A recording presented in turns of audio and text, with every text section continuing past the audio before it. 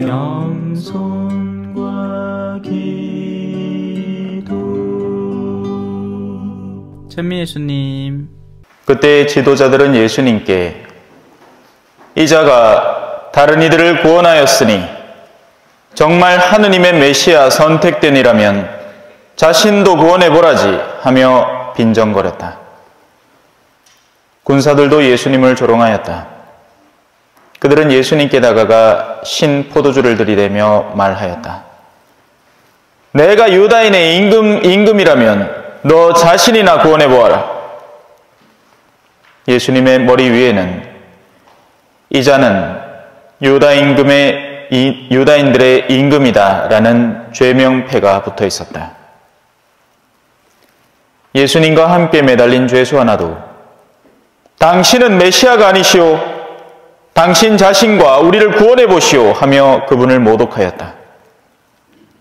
그러나 다른 하나는 그를 꾸짖으며 말하였다. 같이 처형을 받는 주제에 너는 하느님이 두렵지도 않으냐? 우리야 당연히 우리가 저지른 짓에 합당한 벌을 받지만 이분은 아무런 잘못도 하지 않으셨다. 그러고 나서 예수님, 선생님의 나라에 들어가실 때 저를 기억해 주십시오 하였다. 그러자 예수님께서 그에게 이르셨다. 내가 진실로 너에게 말한다. 너는 오늘 나와 함께 낙원에 있을 것이다. 주님의 말씀입니다.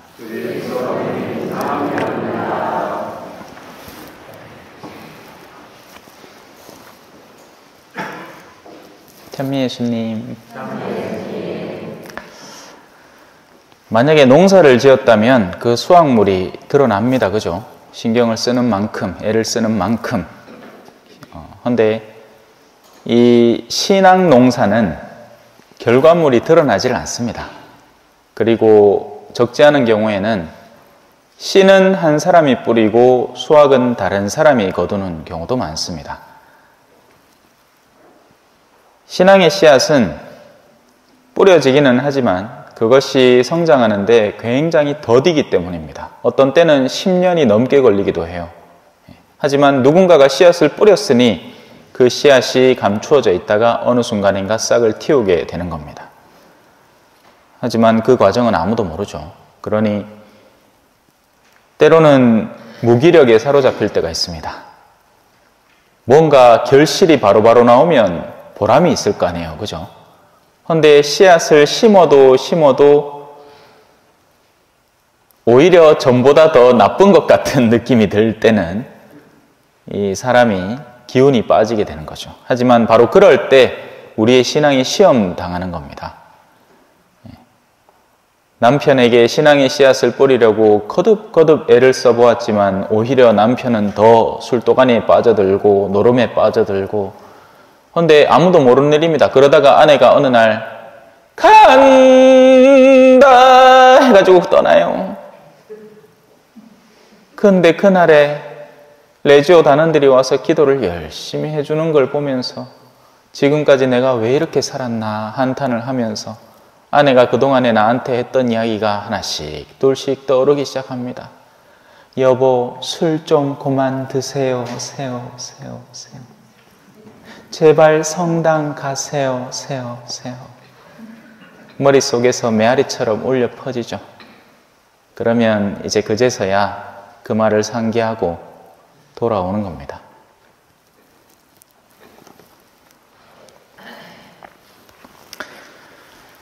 그리스도 왕 대축일입니다.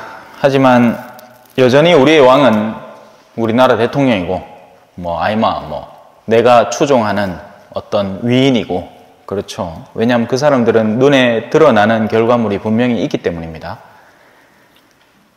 그리고 예수님은 많은 경우에 무시당합니다. 선택을 해야 될 때 우리는 새송리를 먼저 선택해버리지 신앙의 것을 먼저 챙기고 나머지를 한다. 옛날에 어르신들은 그랬어요. 옛날에 신신 깊은 어르신들은 야, 밥을 안 먹어도 성당을 가야지 이렇게 가르쳤지만 지금은 배고프나? 아이고, 야, 먹고 가라. 야, 늦어도 괜찮다. 우리 신부님 좋다. 거기서 들어가면 주님에게도 한번 하면 된다. 우리 신부님 거기서 싸다.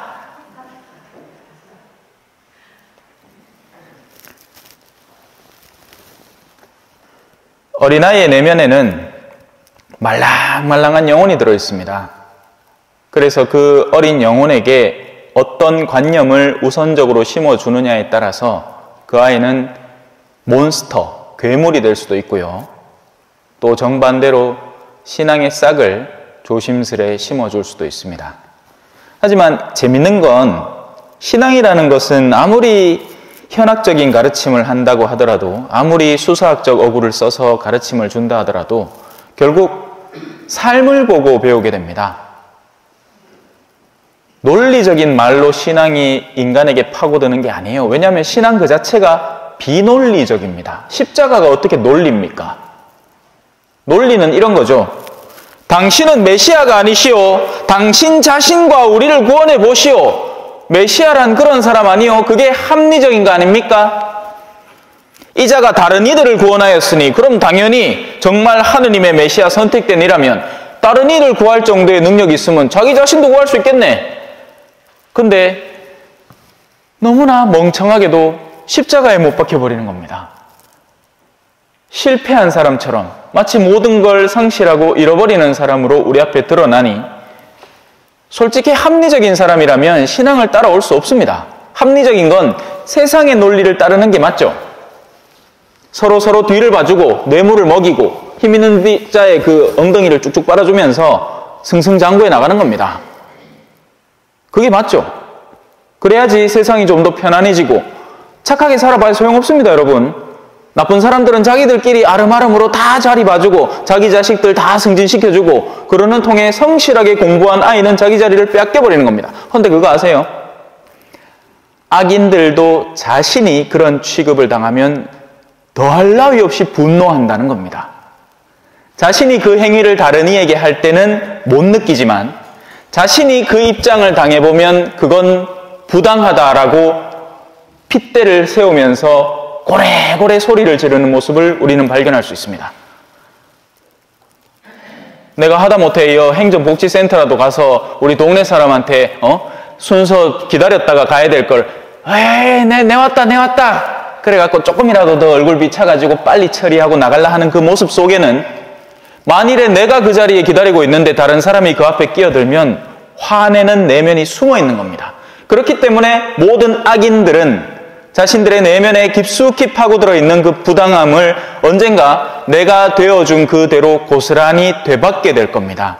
하느님은 정의로우신 분이거든요. 이걸 모르는 거예요, 우리가. 나중에 우리에게 다가오실 임금님은 신자라고 해서 특별히 봐주는 분이 아닙니다. 착각하시면 큰일 나요. 우리가 신앙생활을 하는 이유는 신앙 안에서 나를 단련시키고 훈련시켜서 보다 더 나은 인격성과 더 나은 가치들을 습득해 나가고자 함이지, 주일미사 안 빠지고 나온다고 평소에는 하느님 1절도 생각 안 하다가 나중에 죽을 때 돼가지고 하느님 네 알잖아. 내 모르나? 내 주일미사 나왔다 아이가. 내 좀 여주소. 아니, 너는 주일미사만 나왔지 나머지 영역에서는 그 다른 누구보다도 부당한 삶을 살아왔다. 탐욕적이고 이기적이고 돈을 사랑하고 수시로 다른 사람을 험담하고 뒷구녕에서 얘기하고 자기들끼리 힘을 합쳐가지고 가난하고 못난 이들의 도외시시키고. 근데 야는 내가 일찍부터 봤는데 아무도 그에게 신앙을 전해주지 않아서 신자가 되지는 못했지만 굉장히 바람직하고 자신의 삶을 가꾸고 행여 길 가는 거린이라도 있으면 집에 들여다가 밥이라도 한 끼 먹여서 조심히 가라고 보내는 그런 사람이다. 자, 네가 한번 생각해봐라. 누가 하늘나라에 더 적합하겠느냐? 단지 성당을 다녔다는 이유로 너를 집어넣어 주는 게 맞겠느냐? 아니면 이미 내면에서부터 바람직한 신앙인의 태도를 견지해온 이 사람, 안타깝게도 신자들 중에 그 주변에 신자들이 많았음에도 불구하고 차마 자기 입으로 성당 가자는 얘기를 부끄러워서 못한 그 게으르고 나태한 신앙인들 때문에 이 사람이 신자가 되지 못한 게 그의 탓이냐?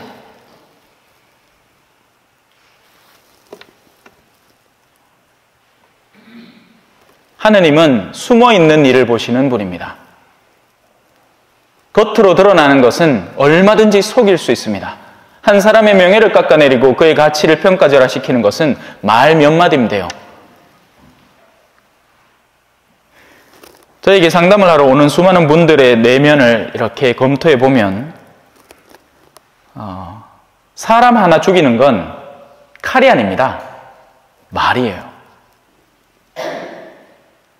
거짓말을 통해서 한 사람의 명예를 죽여버리고 그의 가치를 주변 사람들로부터 깎아내리는 것입니다. 제가 이 본당에 와서 하나는 분명하죠. 평일미사까지 성실하게 강론을 해왔다는 겁니다. 그죠? 그건 부정할 수 없는 사실입니다. 진리는 그렇게 선포되는 겁니다. 진리는 누군가의 말로, 험담으로 깎여내려질 수 있는 것이 아니라 우리가 마주하고 있는 분명한 현실로 드러나는 겁니다. 그래서 예수님은 돌아가셔야 했던 겁니다. 나의 생명을 바쳐 다른 이들을 구원의 길로 이끌기 위한 그 가르침의 첫 길을 파기 위해서 당신은 죽음이라는 것을 끌어안아야 했던 거죠. 그분이 우리 임금입니다. 자, 이제 그분의 나라에 들어가야 돼요. 그러면 다른 길이 없습니다. 요행을 바라지 마세요. 어디 내가 잘하는 신부님이 이제 좀에만 있으면 주기현님 되고 이제 주기형님 되는데 그분하고 내가 친분관계 잘 터놓으마 나는 내 멋대로 막 내 사업 버리고 막 딴 사람들한테 막 교묘하게 막 소송 걸어갖고 막 따물 거 다 따먹으면서 나쁜 짓 다 해도 내 친구 주기현님 아이가 하면 하늘나라 들어간다고 착각하시면 큰일 납니다. 못 들어가요. 그렇게 가지는 게 아니라고요. 하늘나라에 가는 길은 오직 우직하고 성실한 외길 하나뿐입니다. 십자가의 길이에요. 우리 임금님은 이 지상에 살아계시는 동안 가시관을 쓰고 홍포를 입고 로마 병사들이 이렇게 장난친다고 입힌 옷이죠. 하지만 역으로 당신의 왕권을 드러내버렸습니다. 붉은색은 왕의 색깔이거든요. 그래서 추기경님들이 붉은색을 쓰잖아요. 온몸이 만신창이가 된 갈대를 진 왕이었지만 얼굴에는 침뱉음을 당하고 그죠? 하지만 그분이 우리 왕입니다. 근데 우리 신앙인들은 그 왕의 자리가 너무 싫은 거예요. 우리는 세속의 왕을 원합니다. 번쩍거리는 금관과 이따시만한 알다이아가 박힌 반지와 화려한 옷을 입고 안락한 의자에 푹신하게 탁 앉아서 말 한마디면 옆에서 부채를 그죠? 살랑살랑살랑살랑 어디 갔다 오신가요? 살랑살랑살랑살랑 그 자리를 탐합니다. 굳이 그렇게 상상력을 동원해서 임금을 떠올리지 않더라도 우리는 친구들 모인 자리에 가면 내가 화제의 중심이 되고 싶고 어머야 그 백 어디서 났노? 이런 얘기 한번 들어보고 싶고 어머야 이 옷은 메이크가 뭔고? 막 이런 얘기 들어보고 싶습니다. 그러니까 어찌해야 됩니까? 남편 바가지를 드드득 긁어야 됩니다. 그죠? 나올 돈 빤한데 지 가방 하나 사는데 월급이 한 달 반치를 써야 되는 그런 일을 하기 위해서 남편을 목 조여야 되는 겁니다. 제 한날은 유모차 한 대가 200만 원인가 근데 그것도 싼 기라면서요. 그 얘기를 듣고는 깜짝 놀랐습니다. 저는 옛날에 특강 다니면서 가방 가격 하면서 와 어떤 점에 350만짜리 가방 파는데 나중에 옆에 자매님이 몰래 부릅니다. 신부님 그것도 싼 기입니다. 그래가 찾아봤어. 3천만 원짜리 가방이 있더라고요. 진짜 와 눈알이 빠지는 줄 알았습니다. 그런 건 도대체 누가 매는 거죠? 있는 사람이 매겠지. 하지만 우리는 은근히 내면적으로 그런 것들을 동경하는 겁니다. 드라마를 보면서 눈이 빠져라 그 안에 있는 가구들을 쳐다보면서 어머야 저거는 메이커가 뭐다 차를 마시면서도 그죠? 은근히 밑바닥 한번 보고 싶어 합니다. 이거는 본 차이나인지 차이나 본인지 메이드 인 차이나인지. 그가 또 1시간씩 떠듭니다. 엄마야, 요리 예쁜 잔을. 입에 들어가는 커피는 똑같은데, 그지요? 그렇게 해놓고는 밀크 커피 털털털털 안 먹으면서. 과연 우리는 우리의 임금을 정말 사랑할까요? 그분의 자리를 존경할까요? 우리는 그런 욕먹는 자리, 다른 이를 살리기 위해서 수고하는 자리를 스스로 가고 싶을까요?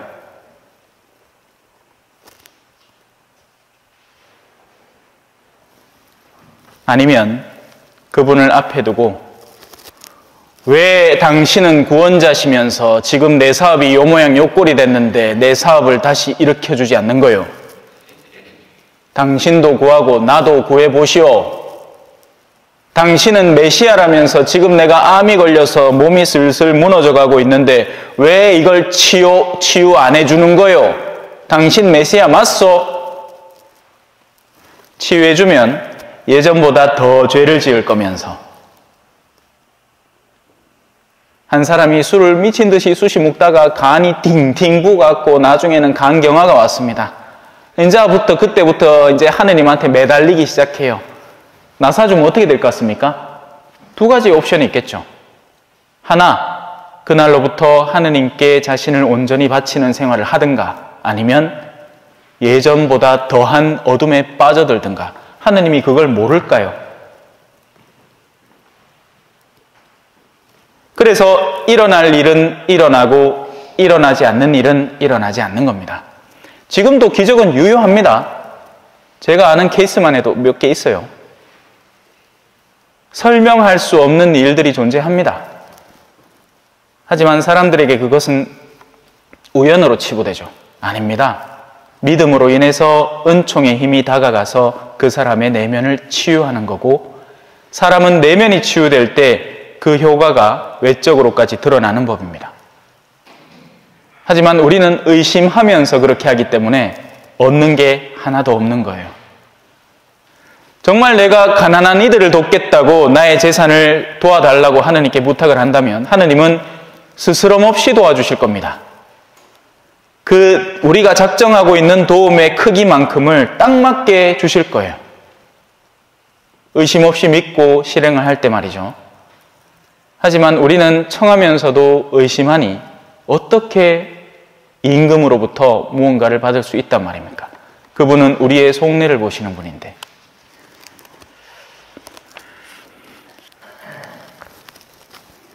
과연 하느님께서는 기꺼이 그분 안에 온갖 충만함이 머무르게 하셨습니다. 오늘 이 독서입니다.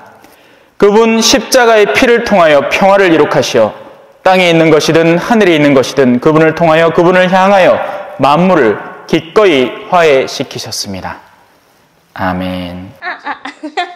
찬미 예수님, 겸손과 기도.